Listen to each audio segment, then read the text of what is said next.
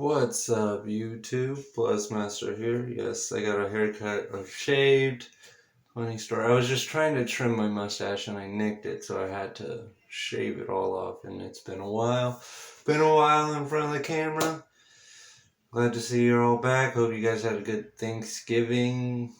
Hoping I should be doing stuff before Christmas, so hopefully don't have to wish you a good Christmas on this video. But it's been hard getting in front of the cameras. I've done like quite a bit though off camera.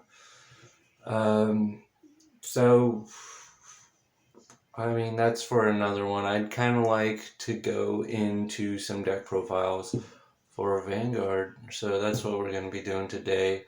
We got I mean, I haven't seen too many deck profiles on it, but I got feltyroza here. We're going to do a little deck profile on that. I think I have something people haven't really tried out yet, which I kind of like. So we'll go over that, and then on later videos maybe I'll go over some stuff. Make sure you follow the Instagram, Dragon Empire TV. Me and one of my homies, which I'm going to be getting a video of. We had a little ETB battle pack thing, and we opened up some ETBs. Anyway, so that should be coming up soon. But me and him, we started mending on Pokemon, and he has some UFC. I have Vanguard, Yu-Gi-Oh, a little bit of Magic, Digimon, all of that kind of stuff. So, you know, we're going to be doing that once a month. It's in Oceanside, California. If you're around, check it out. It's it's by Panels Comics. So, if you follow me on Instagram, I should be saying when it's going to happen and stuff like that. So definitely check out the Instagram. I'm definitely going to be trying to do some more stuff on there too. I've just been busy, been taking some time to myself when I have free time. So, and I've been playing the new Pokemon game. So, I mean, if I magically can get some games on there, I'd love to put some games up on the channel, because I love the aspect of actually playing the Pokemon games and stuff like that, if I can find anyone. So we'll see how that works out. But let's go into the deck profile for feltyroza. Hit like. Thanks for being here. Let's get into it. Alright, so we'll start off with the ride line. Just the feltyroza starter. And this one is just for the soul. It's actually quite common and popular in feltyroza now. I'm still playing the feltyroza grade 2 though. We got the SP, I mean, and it also is really good to just be able to discard ghosts from your hand, knowing you're going to get them back to go through these red lines. And I do like stacking a ghost on top of the deck, and then the feltyroza, of course. So that'll be the ride line. This just to search out a gem. Soul Charge, it helps you get off that Soul Blast 2 skill to stack it back on top of the deck, which is actually probably one of your main attackers, I would say. Are we backwards? Is it backwards? Is it shuffled? It got shuffled. I shuffled it. Oh, this isn't the deck I organized. One moment, please. Alright, all organized. Here we go. We're playing the remainder of these feltyrozas. Of course, you got the best grade 3 in the deck. The deck definitely needs something to help shuffle it up. That is a problem. So, I mean, I might look into that, but because these things go on the bottom, you really want to be able to shuffle the deck.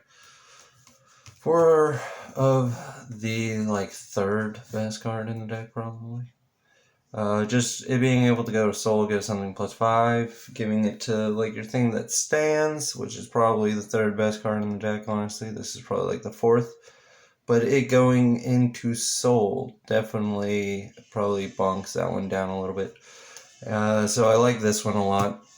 These are kind of your main ghost attackers. This thing is amazing to pull off. There's actually a way you can secure pulling this off, like on your first turn. That's why I kind of like it, but it honestly, no one cares about guarding it that early most of the time. So it does not come that much in clutch, but there is a way to, if it is in deck, you can dig for it if you want and have this be your game ender with a little thing I would like to show you all. So that's why I'm doing this deck profile. So those are going to be the grade 3s. We'll put them aside. They're pretty important. They're like talk worthy. I'm playing just the 4 grade 2s. It is really nice. You can magically block all of your opponent's attack when you use this thing's effect if you're not going to be able to call it again off the drive checks. And you can draw into it and slap it back down. But that's why there's 4 of these, so that you can basically, it does ruin sorry, it does ruin the thing where you're like, I can take 1 damage and maybe it'll be a defensive trigger. It gets rid of that. It makes it so you know what the top card is. If you take damage, you know what it's going to be. So you want to be careful of that, and you can just leave it on board too and just intercept with it. So that's fine too if you're not going to be able to combo off or be able to defend yourself from taking damage. That's definitely something I recommend. It's probably one of the best cards besides that grade 3 that helps countercharge. That's why they're good though. It's just the countercharge and the soul church. Whatever perfect guard you guys want to play. Just 2 of these. It's not like, it's good to see it, but it's not like the end all be all. 2 of these, which I could just put 4. I might just do that, just 4 of these things, but I do like the +5. The combination of these is pretty nice, and then making this an 18 booster sometimes is pretty cool. And the spice, the thing I am looking forward to showing you guys is actually this card. So it's pretty much like that other deck, which is like this deck technically, but splashed with like the trial deck, starter deck, whatever you want to call it.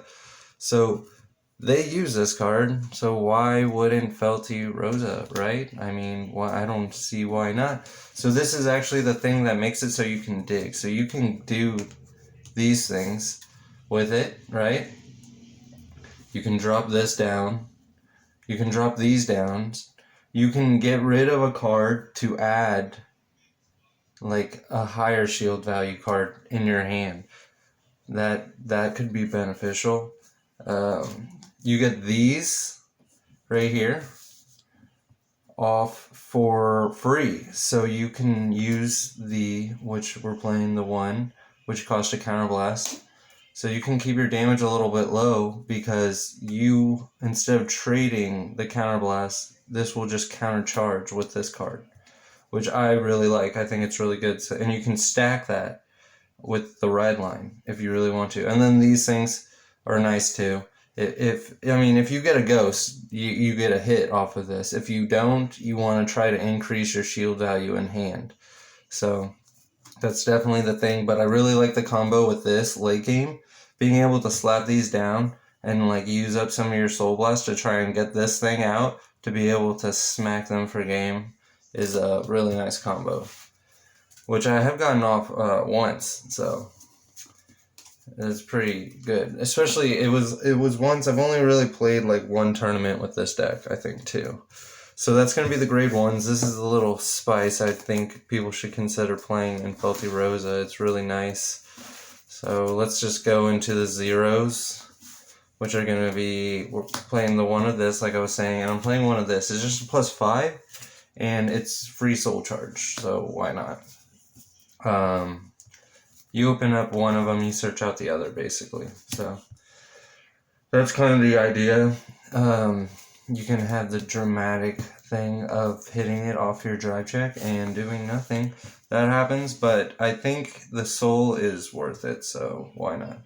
Just 4 crits in the deck, the draws, just to be able to draw more cards out of the deck, hopefully be able to get like a nice board set up a little bit, get some shield value in hand, dig these things out if you need to, dig the feltyrozas out to set up for the following turn, heal triggers, obviously, and then the O trigger.